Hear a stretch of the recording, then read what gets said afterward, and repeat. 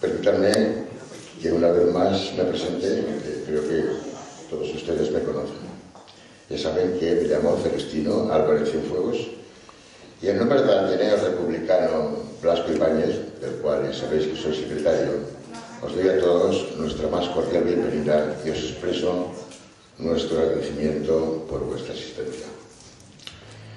Celebramos esta tarde la tercera jornada y clausura de los del movimiento, mejor dicho, de escritores en defensa de los derechos humanos que, por quinto año consecutivo, lleva a cabo nuestro Ateneo. Para ello contamos, afortunadamente, con las personas que asisten a esta mesa y que son, la verdad, de la mayor relevancia en el mundo de la cultura y también se destacan por su buena disposición y buen hacer en la defensa de un asunto de tanta trascendencia para la sociedad como es este que nos ocupa. Y en primer lugar les presento a don Ricardo Belveser, una personalidad muy relevante y de muy alto prestigio en el campo de la literatura. Es periodista, escritor y poeta, y él recorre todos los continentes del planeta, requerido por las principales asociaciones culturales para dar conferencias, tomar parte en convenciones o presentar alguna de sus obras. Por cierto, que muchas de ellas están galardonadas. El profesor Belveser, además de ser miembro del Consell Valencià de Cultura, es también el director de la institución Alfons el Magnànim y, a pesar de que su agenda siempre está desbordada, es capaz de fabricar tiempo, no sé si de la nada, para acudir allá donde se le necesita o donde se le requiere. Una actitud que realmente aquí en nuestro Ateneo valoramos y agradecemos. Y a continuación les presento a don Enrique Navarro. Don Enrique Navarro es un funcionario de carrera. Él ocupa el lugar de la Secretaría de Justicia, Familia y Solidaridad en nuestro gobierno valenciano. Está licenciado en Ciencias Económicas también. Como nos decía, su carrera le llevó al sitio que ocupa. Y lo cierto es que es esperanzador, resulta de animar a nosotros los del pueblo, tener en el gobierno gente bien preparada como es don Enrique y que esté en permanente contacto con el pueblo, con la gente de a pie. Son dos personas que tenemos la fortuna de contar con ellos, como otras veces, no es la primera vez que tienen la gentileza de estar aquí con nosotros en nuestro Ateneo. De manera que estas dos personalidades, como ustedes podrán apreciar, no solo son verdaderas autoridades para desenvolverse en una cuestión jurídica como esta, sino también para potenciarlo, para contribuir a darle ese empuje que realmente necesitan los derechos humanos. Muchas gracias, pues, profesor Belveser. Muchas gracias, pues, don Enrique Navarro, porque su colaboración en este tema tan importante estamos convencidos de que aportan mayor realce y creemos que también eficacia a estos jornadas. Y finalmente les presento a la única dama que ocupa esta mesa. Ya ven ustedes, porque es archiconocida, es Isabel Oliver. También es escritora, también es poeta. Es, como ustedes saben, quien ocupa la presidencia de nuestro Ateneo. En el plano laboral tiene varias titulaciones y es también una autoridad en derecho. A nuestra presidente se le deben varias iniciativas felizmente llevadas a cabo, como la colección Algo que decir, los actos en defensa de la mujer maltratada y, sobre todo, hay que decirlo aquí y ahora, es la fundadora y coordinadora de este movimiento de escritores en defensa de los derechos humanos. Ella los ha proyectado y ella los ha llevado a cabo con un verdadero éxito. Una persona despierta, trabajadora y brillante, digna, pues, de todo respeto y admiración, que ha sido capaz de situar a nuestro Ateneo en las más altas cotas en cuanto a prestigio se refiere. Y nada más, queridos amigos, Les dejo ya con las palabras de Isabel Oliver, nuestra presidente, y a todos vosotros y a todos ustedes, muchas gracias por vuestra amable atención. Gracias.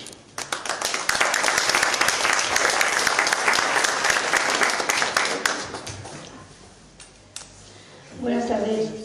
En primer lugar, agradecer a Celestino el que haya presentado también a la mesa como lo ha hecho, y lo digo antes de que se me vaya a olvidar, o sea que luego se me olvide y después me riña. Muchísimas gracias por venir. Este es el tercer día de las jornadas de escritores por derechos humanos. Con este llevamos ya 5 años, en el que hubo un momento en el que se me ocurrió que sería bueno que los escritores nos comprometiésemos también no solamente en escribir aquello que se nos va ocurriendo, en tocar el arpa del lirismo, que digo yo, sino también centrarnos en aquellos males que están ocurriendo en la sociedad y de alguna manera ponerlos encima de la mesa y educar a la sociedad o informarla de alguna manera. Después ya hablaré un poquito más sobre esto. Agradecer la presencia de don Enrique Navarro, de don Ricardo Berbeser, y excusar la asistencia de don Jesús Ubed, que está enfermo con gripe. Él tenía que ser otro de los ponentes, pero no ha podido venir porque está con gripe. Lo sentimos mucho y le deseamos una pronta recuperación. Gracias.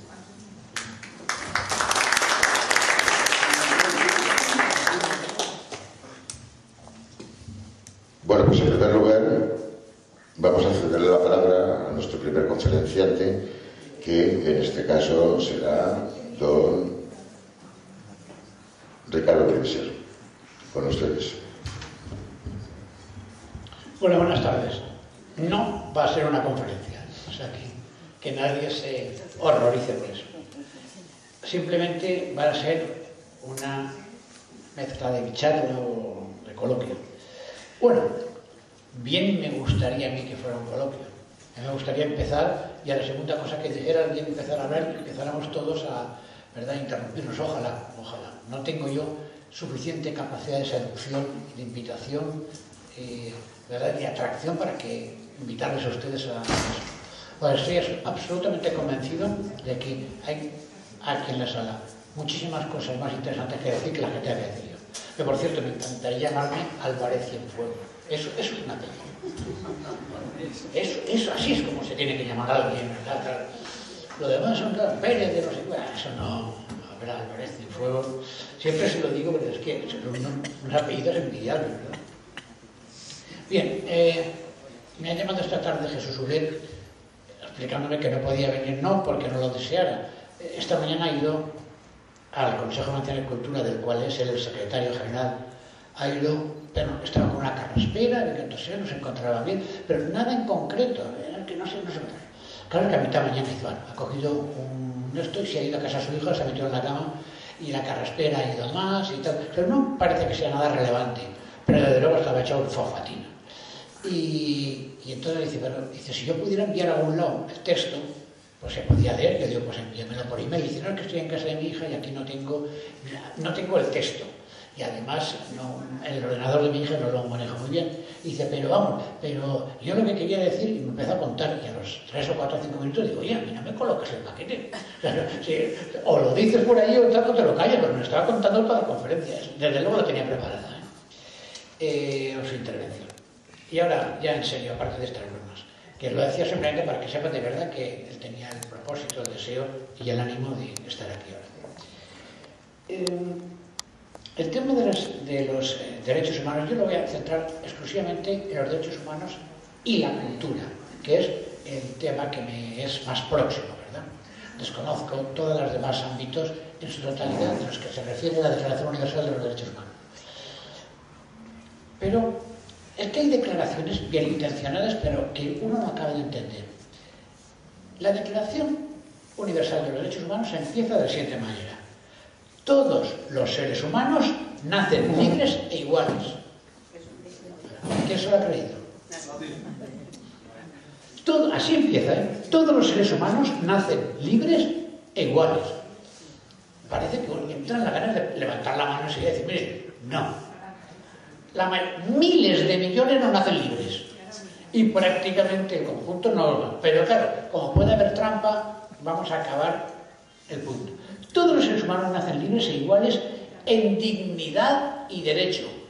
Pero es que ahí, y dotados como están de razón y conciencia, deben comportarse fraternalmente los unos con los otros.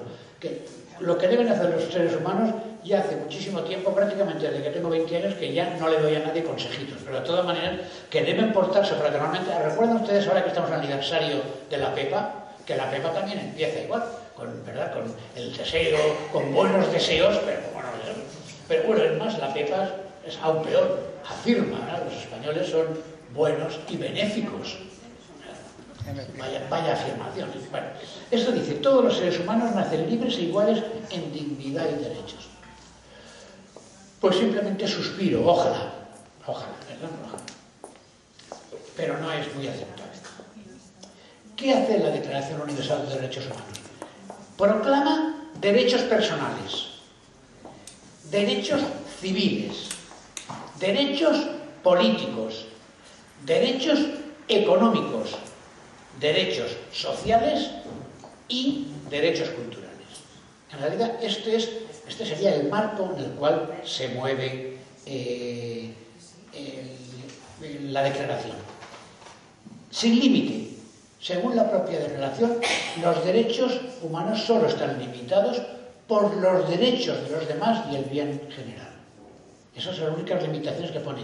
Es decir, concede todos los derechos al ser humano y pone como único límite en los derechos de los demás, ¿verdad? En el sentido del derecho individual. Pero en materia cultural, si este principio ya nos ha hecho así como sonreír con sarcasmo, de esa cosa que dice, bueno, estas señoras que lo digan, pero sonreír con sarcasmo. En materia cultural es estrechísimo, brevísimo y tímido. Dice la Declaración Universal de los Derechos Humanos. Solamente se refiere a la cultura el artículo 27. Dice lo siguiente. Toda persona tiene derecho a tomar parte libremente en la vida cultural de la comunidad, a gozar de las artes y a participar en el progreso científico y en los beneficios que de él resulten. Aquí abrimos túmulo de palabras, ¿eh? Que tiene derecho a tomar parte, a gozar de las artes, y es que me resulta complejo. Probablemente Enrique lo aclarará mucho mejor porque está muy preparado en estas materias. Pero yo no sé cómo se puede determinar que todo el mundo tiene derecho a gozar, ¿verdad? Es resbaladizo. Bien intencionado, que duda cabe, ¿no? Pero que tiene derecho a gozar. Y en segunda parte, si alguien tiene algo que decir, que estoy encantado de que me sustituya. De verdad, lo digo sin ironía, creo que...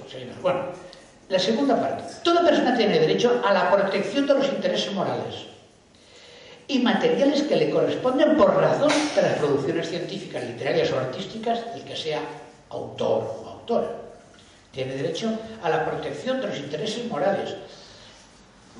Intereses morales también es una piel de plátano, porque si dijera los derechos legítimos que le corresponden, no, dice derechos morales. Y se ha acabado. No hay más referencias a la cultura en todo el manifiesto. No hay absolutamente nada más. Lo primero que descubrimos es que las personas tienen derecho a participar en la vida cultural, dice, a gozar, ya que se protejan sus intereses morales y materiales, pero no dice nada de sus derechos a la creación, a tener derecho a crear sin coacciones, así como que no incluye entre las libertades básicas las de creencia, las de expresión. Hay otro artículo, quizá el 9, el 10 o el 11, por ahí, que dice todo ser humano tiene derecho a informarse, formarse y transmitir estos conocimientos libremente, que podría ser un poco ligeramente de la expresión. Pero no habla nada de libertades básicas como la de creencia, comunicación y pensamiento, que desde mi punto de vista, si ustedes me lo permiten, son inviolables e inalienables. Los derechos culturales como tales, los culturales, merecieron muy poca atención y menor desarrollo al legislador. ¿Por qué? ¿Por qué al legislador no le interesaron entrar en la harina de los derechos culturales? Pues probablemente, digo yo, probablemente por la ambigüedad del término cultura. ¿Qué es cultura? Según nuestro diccionario, la palabra viene, uno, de cultivo. Dos, la segunda acepción hace referencia al homenaje reverente que se le hace a Dios, el culto. Incluso a cultos en las ceremonias religiosas se van a llamar ceremonias de culto, ¿verdad? E incluso aquí en las oficias, el culto. Eso se suele, hay un célebre chiste que pone una limosna para el culto y dice, no, el culto ya cobra bastante, ¿no? Porque se identifica la palabra culto con la palabra sacerdote. Bueno, en la tercera, el resultado de cultivar los conocimientos humanos. La cuarta, dice el diccionario, es el conjunto de modos de vida y de costumbres, y siguen otras acepciones más que la verdad es que ayudan muy poco a entender la cuestión. Y es que aquí estamos en el corazón del tema que me ha traído esta tarde aquí. El tema es exactamente la cultura, y también es de una gran complejidad. Eso es un famoso dilema de Kroeber y de Klujo. Son dos sociólogos, dos antropólogos que estudiaron o establecieron las famosas 200 definiciones de la cultura. 200 definiciones establecieron. Hay más. Ellos consideraron las que eran inamovibles. Eso es un libro muy famoso que ustedes habrán visto en alguna ocasión citado, que se llama Cultura, reseña, crítica y consecuencias de su término. Que abreviadamente, cultura, reseña, crítica. De esas 200 definiciones de cultura del señor Klujo y del señor Kroeber, las podríamos resumir en dos. Una, la excelencia por las bellas artes y las humanidades, que cuando entendemos una persona muy culta, la entendemos en principio porque está muy bien formada en materias humanísticas, ¿verdad? Y dos, el conjunto de saberes, de creencias y de conductas. En esos dos bloques lo reuniría yo. La verdad es que hoy están muy unidos a las cuestiones antropológicas. Vamos a ver. El profesor Klujo determinó que había que diferenciar dos materias, lo que es cultura de lo que es civilización. Creo que todos estaríamos de acuerdo en que existen poblados africanos muy poco evolucionados, mucho más cultos que la mayoría de los habitantes de Nueva York. Es decir, si aceptamos que la cultura es el conjunto de saberes, de creencias y de conductas, el ciudadano de Nueva York es un ciudadano muy civilizado. Civilizado viene de ciudad, de civitas, ¿verdad?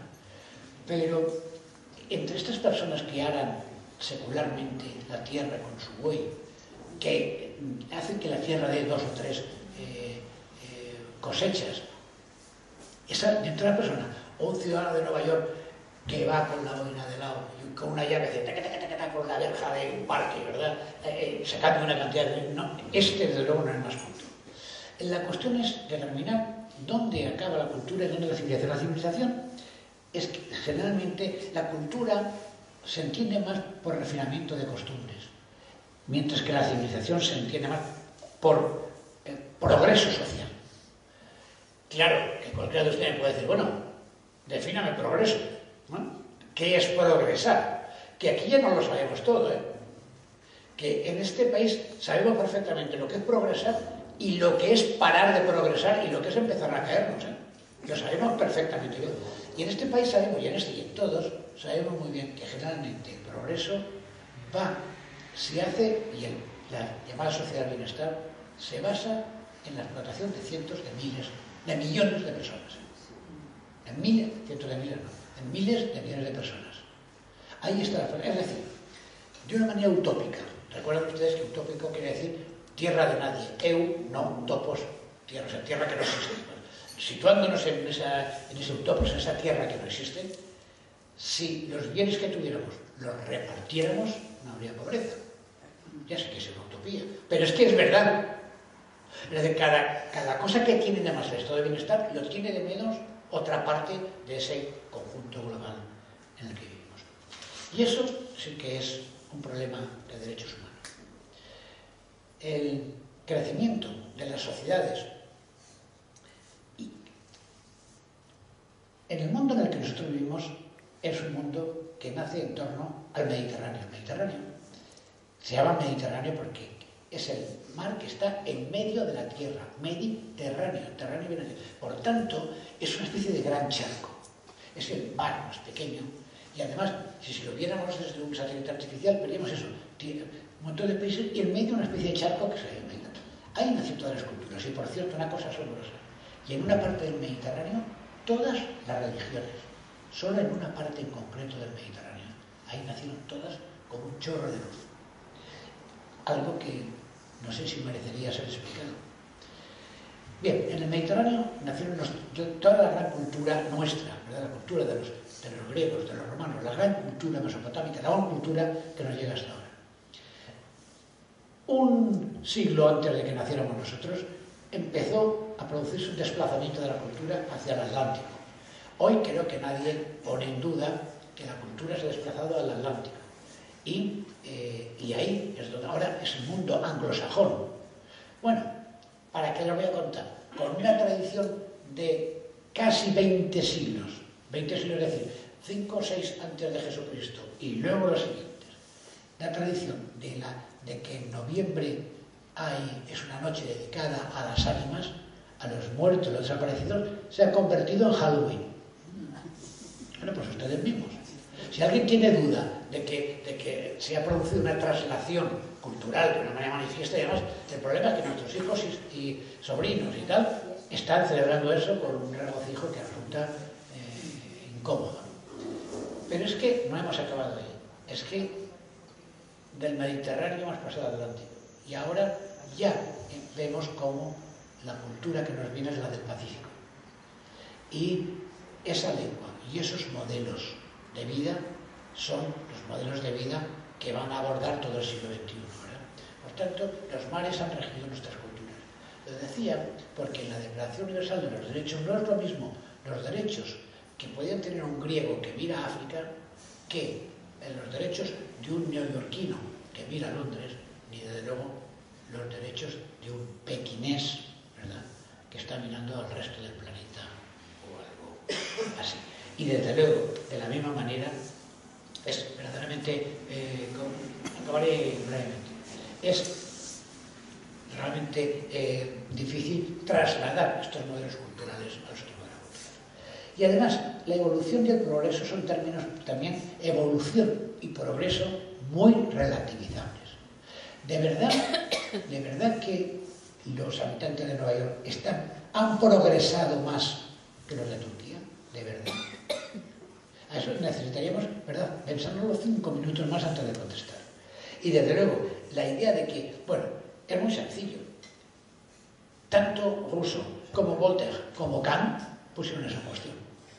La idea de progreso y evolución son ideas muy complicadas. Por tanto, el primer problema que tiene la Declaración Universal es que no sabe qué hacer con un término tan complicado, un término tan difícil, un término tan jabonoso, un término tan difícil de precisar. Por tanto, además, si ajustáramos, como hemos hecho ahora, 2 bloques diciendo, entendamos la cultura de estas 2 maneras y civilización de estas 2 maneras, carecemos de un término que abarque las identidades nacionales, las identidades étnicas, las entidades culturales, las religiosas, las lingüísticas. Y además necesitaríamos, algo que no existe, un tribunal internacional de cultura que se pronunciara sobre estos aspectos.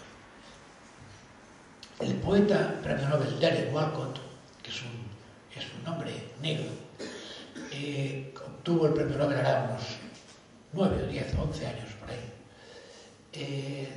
decía que le producía una gran sorpresa la admiración por las piedras que tienen los europeos. Él cuando él venía en Europa, a París, a Madrid, a Valencia o a Frankfurt, cualquier piedra es respetada como si aquello fuera... Y él decía, si no existe ningún patrimonio tan colosal como una selva. No existe una sola catedral, no existe una sola ermita, no existe un solo palacio que tenga la entidad de una selva. Él lo dice como hombre que vive en la selva, ¿verdad? Pero es que en cierto modo no está equivocado. O tendríamos que aceptar que es de todos, pero ese tampoco está protegido. Este patrimonio cultural tampoco lo está. Sí lo está Notre Dame, pero no está nada claro que la selva de Manaus esté protegida. Acabaré para no alargarme en exceso. Pero lo único que he sugerido que a la hora de definir cultura haya que tener en cuenta que esta ha dejado, entre comillas, ha dejado de ser únicamente una acumulación de obras y de conocimientos que produce una minoría selecta. La cultura hasta ahora, en nuestro ámbito, es lo que produce una minoría selecta. Filosofía, pintura, poesía, arte, tal, una minoría. Eso lo desconoce casi todo el continente africano. El continente africano está compuesto por países ágrafos, es decir, países que no saben escribir o que no escriben, ¿verdad? Claro, acordaremos que ningún país ágrafo dará jamás a Schopenhauer, porque nuestro sistema de evolucionar es evolucionar sobre el conocimiento de los demás y sobre todo sobre la valorización de las costumbres. Nos contaba Jaime Siles el otro día una cosa muy divertida, que hablando de este tipo de actos decía que su hijo compartía habitación con un chico japonés y cuando llegó a casa dijo: mamá, ¿sabes lo que pasa? Es una cosa tremenda. Cuando se acuesta cuelga en la derecha los calcetines y deja la camiseta y se acuesta. Y Jaime dice, el otro cuando llegó a su casa diría: ¿sabes una cosa? Está con un tío que cuando se acuesta cuelga en la derecha los pantalones. Y es verdad, es decir, existe, cada uno tiene unos hábitos que considera que son los estándar, ¿no? Y sería una enorme sorpresa ver colgar y decir: ¿usted por qué cuelga los pantalones? Porque cada uno tiene sus hábitos. Por tanto, ¿quién crea esto que hemos convenido en llamar cultura sin saber muy bien del todo de lo que hablamos, verdad? Es más, sin saber de lo que hablamos, es posible hacer una política cultural si no sabemos el término precisado. Tenemos conocimientos de que hay personas que crean obras culturales o la cultura misma en sus formas artísticas o científicas. Luego, deberíamos considerar tal vez cultural también el proceso creativo, como el proceso de difusión, con lo cual el derecho a la cultura sería el derecho a crear, el derecho a interpretar, el derecho a difundir, lo que lleva consigo el inseparable derecho a la libre expresión, que en las sociedades avanzadas es uno de los más valorados, pero no siempre uno de los más cumplidos. ¿Cuáles son los límites de las libertades? Es que las libertades tienen límites. En el nombre del arte o de la cultura, ¿se puede hacer o decir lo que se quiera en nombre del arte y de la cultura? Cuando tengo dudas en este sentido, me encierro en un armario, como hacía Arthur Rimbaud, ¿no?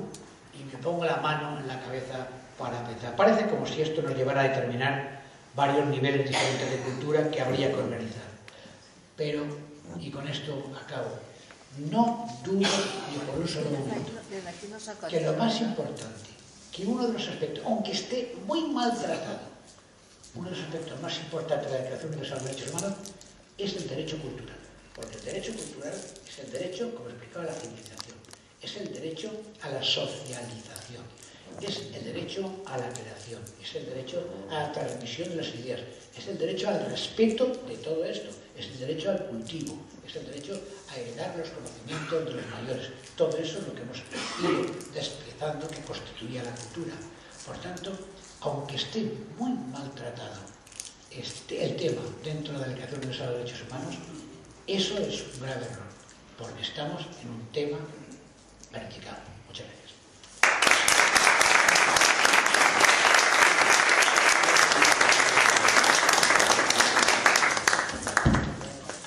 Bien, pues después de las puntualizaciones del señor Bepeser sobre la cultura, puntualizaciones que supongo que todos ustedes estarán de acuerdo con ellas.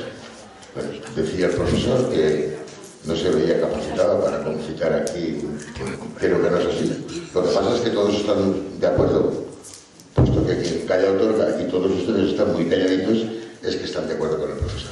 Bien, pues a continuación, después de sus palabras, les va a dirigir a ustedes su trabajo, sus palabras, don Enrique Navarro, que como antes les dije, es el secretario de Solidaridad y Familia y Justicia en nuestro gobierno autonómico. Así que con ustedes, don Enrique Navarro. Muchas gracias, Celestino, por tus amables palabras. Y en primer lugar, pues para mí quiero agradecer a Isabel Oliver que me haya invitado a esta quinta jornada de escritores por derechos humanos, y es un placer pues, para mí encontrarme con todos ustedes. La verdad es que después de 4 ediciones de estas jornadas creo que ya se han convertido en un referente a la hora de difundir y de promover el respeto por los derechos fundamentales, y para ello creo que es inestimable también la labor que están haciendo desde el Ateneo, impulsando desde el Ateneo Blasco Ibáñez. Enhorabuena de verdad por esta iniciativa, Isabel, y como Sociedad Autonómica de Familia y Solidaridad, la verdad que me siento muy honrado de participar con todos vosotros. Y bueno, pues me gustaría de alguna manera hacerles ver que desde el gobierno valenciano estamos muy comprometidos con los principios y valores universales que simbolizan los derechos humanos, y somos conscientes de la importante responsabilidad que tenemos todas las instituciones públicas en su difusión. Y en este caso, creo que el Ateneo Blasco Ibáñez es un lugar de encuentro donde cualquier ciudadano de a pie, incluidos también aquellos, como en mi caso, que ejercemos responsabilidades públicas, pues encontramos un espacio de libertad y un espacio para expresarnos y para reflexionar y para defender, sobre todo, y promocionar aquellos valores que deben conformar una sociedad democrática como la nuestra, como la que actualmente gozamos. El pasado mes de octubre, sin ir más lejos, participé en la presentación de este libro, que editado por esta entidad, que lleva por título Latidos contra la violencia de género. Creo que es un libro que recomiendo su lectura a aquellos que todavía no lo hayan podido leer, no lo hayan podido adquirir, porque la verdad es que este día y a raíz de este libro pues nos permitió, desde diferentes puntos de vista, dar una visión de la violencia de género y de la violencia que sufren las mujeres, y que se ha convertido hoy por hoy en una de las peores lacras que padecen las mujeres en una sociedad como la nuestra, una sociedad en la que el sexo no puede ser causa ni motivo de discriminación alguna. Y hoy me gustaría aquí, en esta participación de estas jornadas, profundizar e ir un poco más allá. Y me gustaría denunciar que en pleno siglo XXI, pues los derechos de las mujeres siguen siendo violados cada día en muchos lugares del mundo y de formas muy diversas, pero siempre de una manera muy atroz. Y siempre también con un denominador común, como es el ansia que tienen algunos hombres de dominar, de controlar y de someter a la mujer. Miren, la igualdad de género es antes que nada un derecho humano.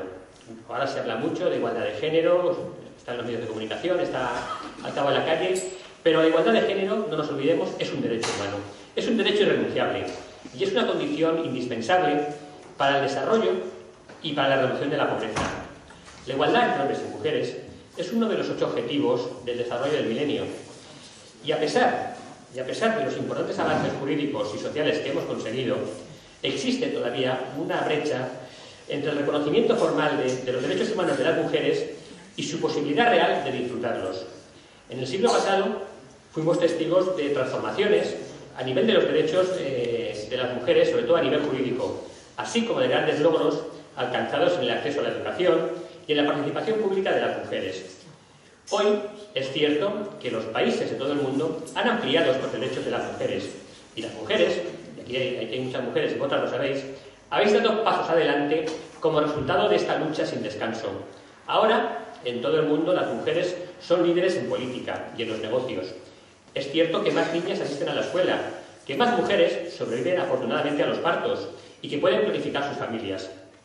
Y en España, en nuestro país, pues a nadie le extraña que una mujer sea ya presidenta de una comunidad autónoma, que una mujer sea la principal ejecutiva de una gran empresa, que una mujer pueda pilotar un avión de las Fuerzas Armadas, o que incluso se siente en el Consejo de Ministros. Creo que todo eso ya para nosotros es algo normal y perfectamente asumible. O sea, en resumen, yo creo que las mujeres estáis más cerca de esa igualdad que pretendemos, ¿no? de esa igualdad. Pero sin embargo, también es cierto que si bien se han logrado enormes progresos, ningún país está libre de la discriminación por razón de género. Ningún país. Y esta desigualdad Se manifiesta, por ejemplo, en las diferencias salariales por razón de sexo. Aquí mismo, en España, muchas mujeres tienen que trabajar 15 meses para cobrar lo mismo que gana un hombre en un año. Eso es una gran discriminación hacia la mujer. Es cierto que todavía hay una baja representación de las mujeres en los puestos de liderazgo, tanto en la administración pública como en el sector privado.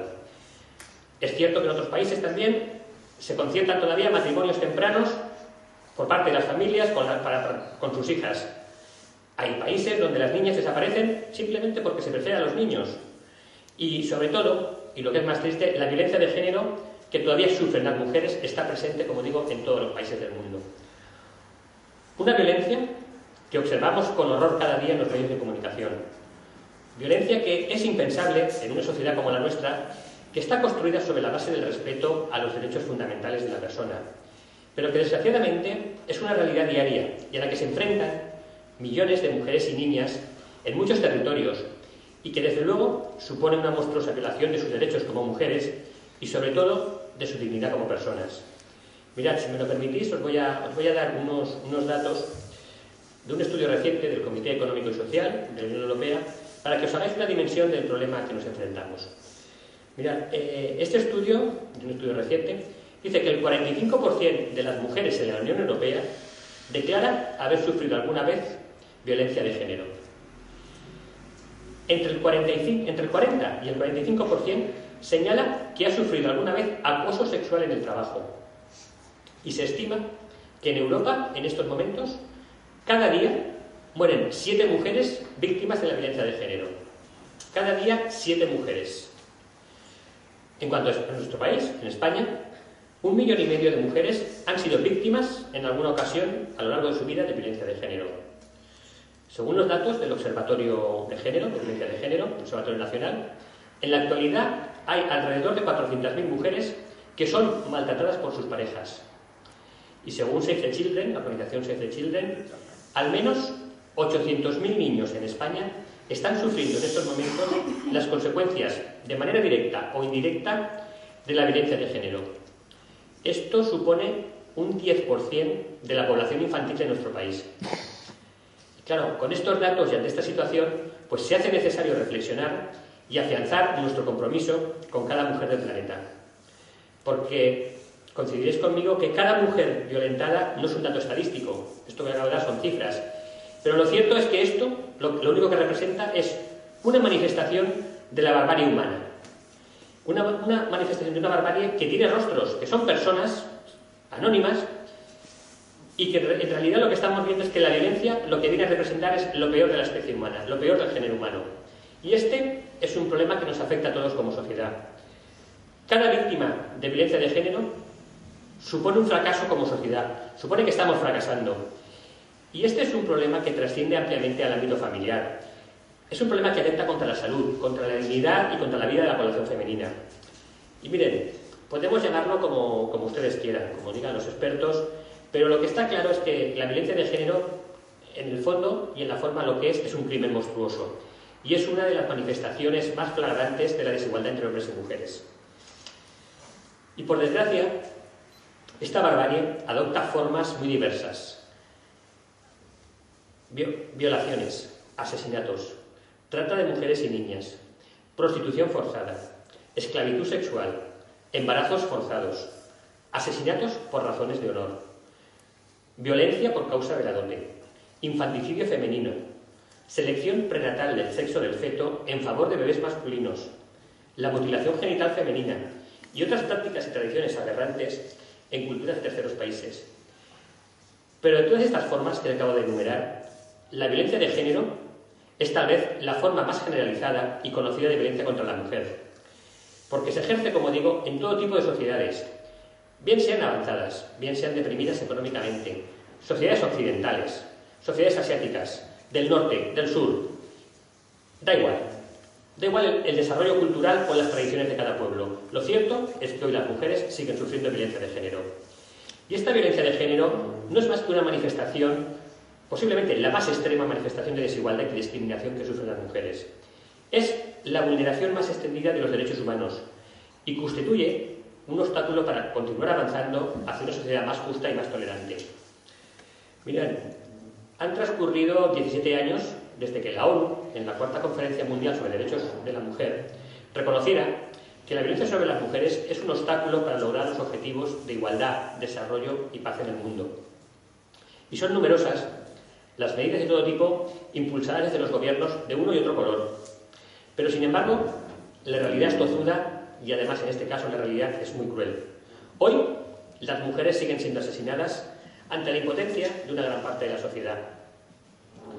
Asesinatos a los que, desgraciadamente, se unen otras prácticas vergonzosas, que suponen una violación de los derechos de las mujeres y que hoy en día se ejercen sin que existan límites geográficos o culturales o de riqueza.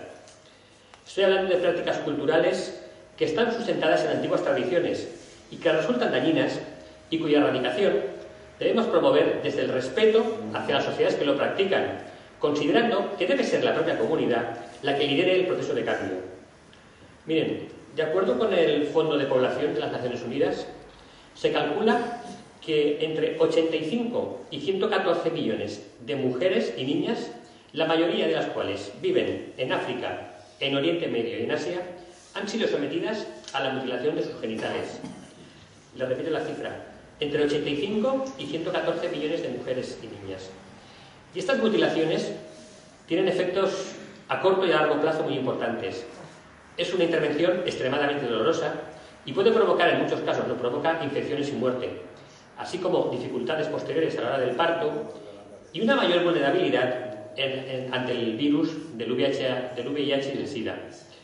Y esta práctica lo que refleja en algunas sociedades es un consenso social en el que lo que impera es preservar la virginidad de la niña y de la mujer hasta el matrimonio y de esta forma controlar también su sexualidad. Los hombres de estas culturas no suelen casarse con niñas o con mujeres que no hayan sufrido o que hayan sido sometidas previamente a esa circuncisión, ya que, si no es así, las consideran que son mujeres sucias o sexualmente indulgentes. Afortunadamente, esto que estoy contándoles son casos extremos y es una costumbre pues prácticamente está desaparecida en nuestro país y inexistente. Pero es cierto que en un contexto de migración como el actual, pues ha derivado su práctica en cualquier lugar del mundo. Y esto ha supuesto un nuevo reto para muchos países occidentales, en el que por supuesto también se encuentra España.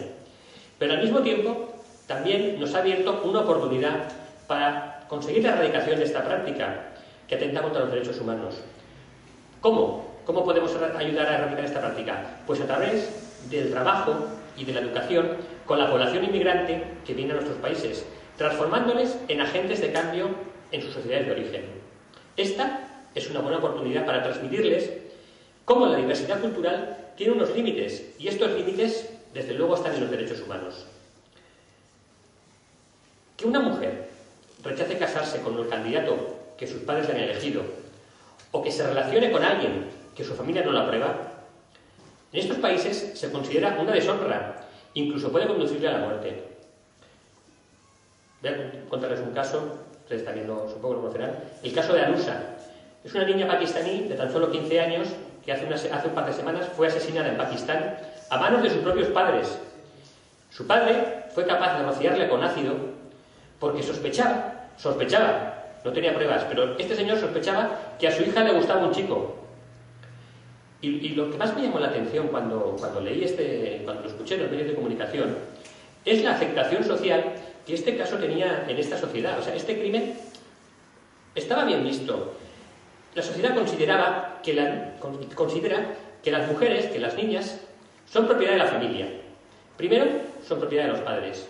Y en segundo lugar, y una vez se casan, son propiedad del marido y de la familia del marido. Y en este caso en concreto, pues los responsables policiales y judiciales, pues bueno, lo interpretaban como un tipo de violencia, pero bueno, que era una violencia por cuestiones de honor, que era una ofensa y que era un asunto privado de la familia, que era una cosa que tampoco tenían que investigar muy en profundidad. Incluso llegaba el caso que el propio hospital donde la niña fue atendida, donde la atendieron, la niña estaba quemada en un 70%, tenía quemaduras en un 70% de su cuerpo, imagínense, una niña de 15 años. Pues bueno, los responsables del hospital no presentaron denuncia, no cursaron denuncia, porque lo consideraban un tema familiar, un tema de ámbito doméstico, y no consideraban que ellos tenían que inmiscuirse en ese crimen. Y por desgracia, pues este caso de esta niña de Anusa no es un caso aislado. Según la Comisión de Derechos Humanos de Pakistán, 943 mujeres murieron el año pasado a causa de estos llamados crímenes de honor. Y lo que es más grave es que estas 943 mujeres representan un centenar más que el año anterior, con lo cual este es un fenómeno que va a más, no que va a menos o que se mantiene estable. Y lo que es más triste es que esta macabra práctica de rociar a las mujeres con ácido no solamente se realiza en Pakistán, no solamente está circunscrita a este país, sino que hay otros países como Bangladesh, como Afganistán, como la India y como Nepal, donde esta práctica es una práctica poco menos que habitual. Por tanto, fíjense ustedes que algo tan normal como puede ser elegir a la persona con la que quieres convivir, con la que quieres casarte, con la que quieres compartir tu vida, pues sigue estando prohibido para muchas mujeres en el mundo. Y le digo más, un hecho tan íntimo que en ningún caso puede derivar en castigo físico para una mujer, como es el adulterio, pues en muchos países eso está considerado como un delito. Un delito que se castiga con penas, con multas, con penas de prisión, pero que incluso puede conllevar la muerte a pedradas por lapidamiento o incluso el ahorcamiento de la mujer. Y lo mismo ocurre con aquellas familias y con aquellas mujeres que muestran resistencia en estos países al cierre de las escuelas para niñas. Tenemos también muy reciente un caso en los medios de comunicación, ustedes lo conocerán también, del caso de otra niña que recibió un disparo el pasado 9 de octubre.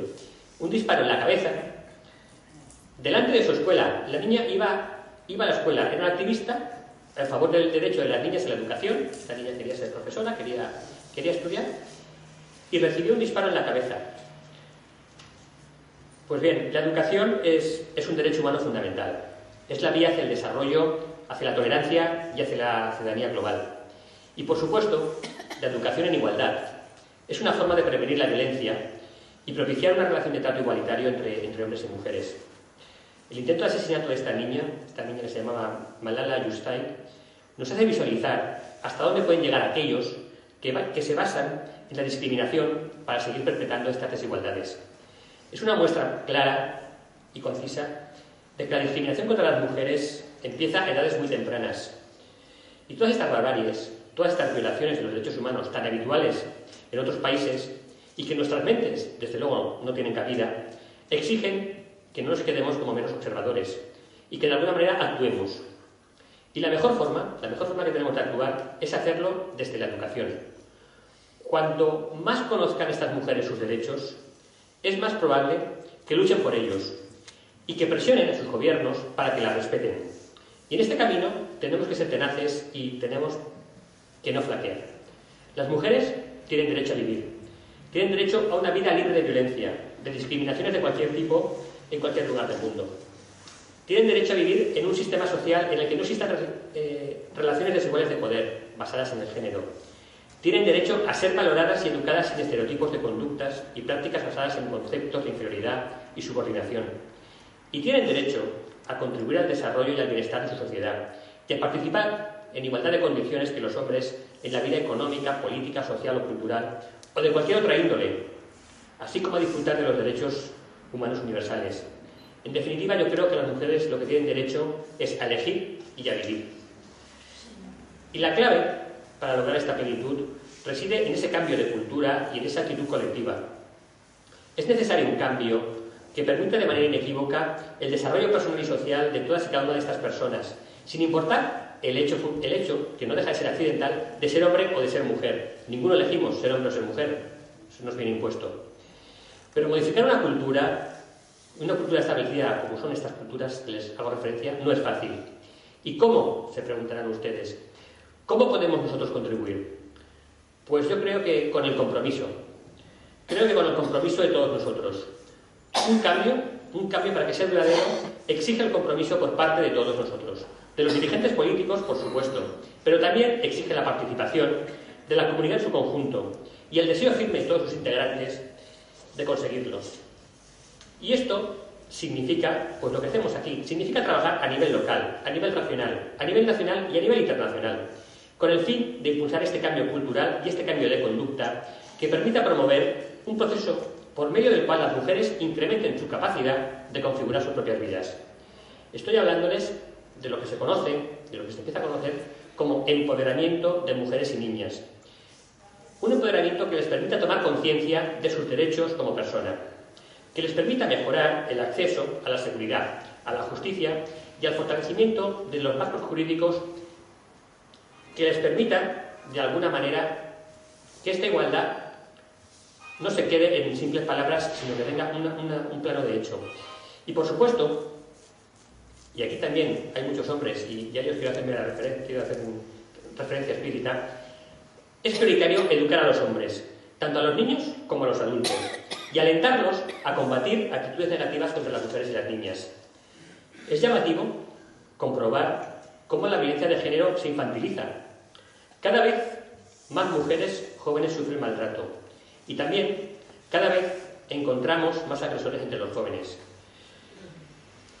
Miren, el otro día leía un informe también del fiscal delegado contra la violencia de género de la provincia de Alicante, y el fiscal se hacía eco del número de denuncias que se habían producido en Alicante el pasado año, donde el maltratador acababa de cumplir los 18 años, con lo cual la víctima eran niñas, eran jóvenes menores de edad. Y se hacía eco en el sentido de que casi 70 denuncias se habían producido en Alicante durante el pasado ejercicio por estas chicas menores de edad. Con lo cual, si 70 niñas han denunciado, ¿cuántas, imagínense ustedes, no lo habrán denunciado? ¿Cuántas no habrán denunciado? Bien porque piensan que lo que hace su novio no es violencia de género, bien por miedo, bien por el qué dirán, bien, en fin, por la actitud que ustedes quieran, pero ¿cuántas habrán? Entonces, y en este sentido yo creo que la igualdad es importante que tengamos nosotros todos claro que depende de cada uno de nosotros y que no tenemos excusas, ni por razón de sexo, ni edad, ni raza, ni nivel económico, ni religión. Es una tarea de todos el concienciarnos de que la desigualdad de género no tiene fundamento y que genera unos desequilibrios que son traumáticos para todos y que, aunque algunos cavernícolas sigan pensando que esos desequilibrios son algo natural, nosotros sabemos que eso no es así y que es una vulneración de los derechos humanos. Y para ello, invertir en programas de concienciación y sensibilización de la igualdad entre hombres y mujeres puede mejorar sus vidas y arrojar beneficios duraderos para las próximas generaciones. Los estudios lo que muestran es que a mayores niveles de igualdad de género existe una correlación positiva con niveles más altos de Producto Interior Bruto per cápita. Abrir las oportunidades a las mujeres hará aumentar el crecimiento económico y reducirá la pobreza considerablemente en muchos de estos países. Las mujeres empoderadas contribuyen de una manera importante a la salud y a la productividad de sus familias y comunidades y con ello mejoran las futuras posibilidades de sus hijos. Y en este camino a recorrer no sobra nadie. Por ello, como digo, es fundamental alentar a los hombres para que participen plenamente en todas las acciones encaminadas a garantizar la igualdad. Para que juntos y en sintonía construyamos un muro que detenga esta explotación y esta discriminación. Un muro que simbolice la ilusión y la esperanza de otra sociedad más justa y más igualitaria. Y estoy convencido que este futuro sostenible solo podrá ser alcanzado en aquella sociedad que de una vez por todas no tengamos que celebrar el Día Internacional de la Eliminación de la Violencia sobre la Mujer. Miren, voy concluyendo. Como les he expuesto, a lo largo de mi intervención, todavía existen numerosas zonas del planeta donde no se respetan los principios contenidos en la Declaración Universal de los Derechos Humanos. Hemos visto cómo la vulnerabilidad de las mujeres en función no solo de su género, sino también de su origen étnico-racial, de su edad, de su clase social, queda reflejada en numerosos casos. Y ante estos incumplimientos, la difusión de los principios y valores que todos compartimos y defendemos adquiere mayor protagonismo e interés. Los poderes públicos, los agentes sociales y económicos debemos esforzarnos en la difusión y protección de estos valores, ya que una adecuada tutela de los mismos beneficia a la comunidad internacional. Hay que evitar a toda costa que esta situación difícil, económica, internacional y nacional que estamos sufriendo, sirva de excusa para que se conculcan o se restrinjan estos derechos. Por eso, en estos momentos tan difíciles, hablar de los derechos humanos, como hacemos hoy aquí, adquiere una relevancia especial. Y no hay lugar, pues, para distinciones según procedencia, sexo, raza o religión. Debemos propugnar la absoluta igualdad de derechos y deberes, pues los derechos humanos son para todos. Y en su aprendizaje y respeto, la educación constituye una herramienta fundamental y de extraordinario valor. Para finalizar, me resta que agradecer sinceramente a la Ateneo Blasco Ibáñez la posibilidad que me ha dado de estar hoy con todos ustedes compartiendo unas reflexiones sobre este tema que tanto nos preocupa. Y creo que la celebración de jornadas como la que hoy hemos celebrado pues nos ayudan a lograr que la sociedad valenciana se conciencie y comparta estos principios y valores de igualdad, de solidaridad, de justicia, de paz y de democracia inherentes a estos derechos. La energía, el talento y la fuerza de las mujeres y las niñas son el recurso natural no aprovechado más valioso de la humanidad. Y para finalizar, si me lo permiten, voy a leer un extracto de un poema de una autora venezolana, de Mariana Espinal, que dice así: reconoce, mujer, que eres mujer, que existes, mujer. Estima y defiende tu alma, tu cuerpo y tu vientre. Florece grande, radiante, fuerte y dulce. Empalaga tu alma de acciones grandiosas, mujer. Talentos, como el de crear vida, ideas y misiones hermosas, tienes por doquier, mujer. Luz eres, luz tienes y luz das. Ternura, capacidad, sabiduría e inteligencia te sobra, mujer. Por ser motor y permanente aporte, elige vivir, triunfar y ser feliz, mujer. Reconoce que eres mujer, que puedes y que te mereces más, mucho más, mujer. Muchas gracias.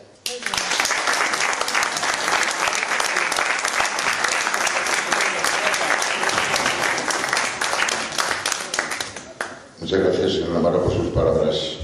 Después de haberlo escuchado, supongo que estaremos todos de acuerdo en que su cargo, no voy a decir otra cosa más, su cargo como secretario de Justicia, la y solidaridad que tiene en nuestro gobierno, no lo ha adquirido gratuitamente, ¿verdad? Dentro de un campo tan amplio como es, también se ha extendido en otra de las ramas el profesor Becker, dentro de un campo tan amplio como es el de los derechos humanos, el señor Navarro, bueno, pues ha puesto el dedo en la llaga en un tema tan candente y tan sangrante como es esa lacra que es la violencia que hoy están sufriendo, no todas, algunas mujeres, por parte de algunos a los que equivocadamente llamamos hombres. Bueno, me parece a mí, no sé si una percepción equivocada de que las señoras, ustedes las señoras, han aplaudido con mayor entusiasmo que los caballeros, ¿verdad? Sí.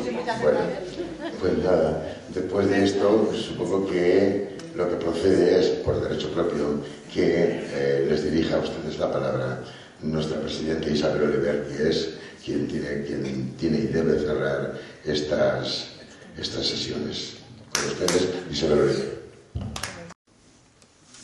Como he dicho antes, la idea de los derechos de escritores por derechos humanos nació en el año 2008 como un acto de compromiso por parte de los escritores para recoger una mirada objetiva acerca de los grandes y pequeños problemas que en el mundo afectan a tantos millones de personas que ven desamparadas en la tutela de sus derechos fundamentales. En estos 5 años, prestigiosos escritores vinculados con la literatura, la política y la educación han pasado por esta tribuna y nos han dejado el testimonio de su visión subjetiva vertida en las siempre interesantes ponencias que a muchos nos han formado y a todos informado con la brillantez de sus aportaciones. Estas intervenciones, este año sí, las vamos a recoger en un libro. Vamos a recoger todas las conferencias que se han dado a lo largo de estos 5 años. Porque yo digo que las palabras se las lleva el viento. Muchos de vosotros seguramente dentro de una semana no os acordáis muy bien de lo que aquí se ha dicho, y si se tiene un libro en el que se puede consultar aquello que se ha dicho, yo creo que es importante que lo tengamos. Así que este año ya lo vamos a hacer, ya tenemos bastantes ponencias de estos 5 años y lo vamos a hacer. Será en una nueva colección que va a abrir una nueva línea editorial del Ateneo Blasco Ibáñez, y le vamos a llamar Líderes de la Palabra. En esta colección iremos poniendo las aportaciones en materia de derechos sociales, expongan nuestros escritores, así también como algunas otras aportaciones de mayor rango, de mayor relevancia. Así pues, tendremos ya dos colecciones, la de Algo que decir y la de Líderes de la Palabra. Daros a todos las gracias porque el movimiento de escritores por derechos humanos está funcionando muy bien. En este libro ya sabéis que participaron más de 200 escritores. Deciros también que estamos preparando un nuevo libro, no precisamente por los derechos humanos, sino un libro como este, un libro conjunto, donde hay poesía, narrativa y ensayo, y que todavía está abierto el plazo para que los socios que quieran se puedan acoger y participar en él. Ricardo Berbeser es el padrino de la colección, ya le va a tocar otra vez este año prologarlo. Siempre que hay un libro conjunto lo cogemos a él para que lo prologue y lo hace con muchísimo gusto además. En este libro, quien irá en la tribuna será el académico Francisco Brines, el gran poeta Francisco Brines. O sea que todavía nos quedan 2 puestos libres para conformar los 23. Si hay aquí alguno de vosotros que quiera, pues está invitado a participar. Otra cosa, el día 21 de diciembre haremos un recital de Navidad. Quiero que todos los socios que queráis que participéis o bien con un poema o con un escrito, no es necesariamente que sea de tipo religioso, con que sea de buenos deseos, de paz y de amor, basta. Que no exceda de 3 minutos, por favor, porque seremos muchos, después habrá un concierto, que lo vamos a hacer conjuntamente con la banda musical que viene aquí todos los viernes y lo haremos conjuntamente. Seguramente nos acompañarán al violín mientras recitamos o leemos y después ellos aparte darán un concierto que durará, pues no sé, media hora, 20 minutos, en fin. Estáis todos invitados. Quiero que me lo digáis porque hay que organizar los tiempos, eso sí. El día 21, el 21 de diciembre. Pues creo yo que nada más. Dar las gracias a nuestros compañeros, a Celestino, a todos vosotros por haber venido. Ahora vamos a hacer la rifa. Ya sabéis que la rifa la hacemos con función solidaria. Todo el dinero que hayamos recaudado durante este año por la rifa que hemos hecho, iremos a un banco de alimentos, compraremos, pues no sé, 500, 1000 kilos de arroz, de azúcar, de lo que nos dé el dinero y lo llevaremos a un banco de alimentos.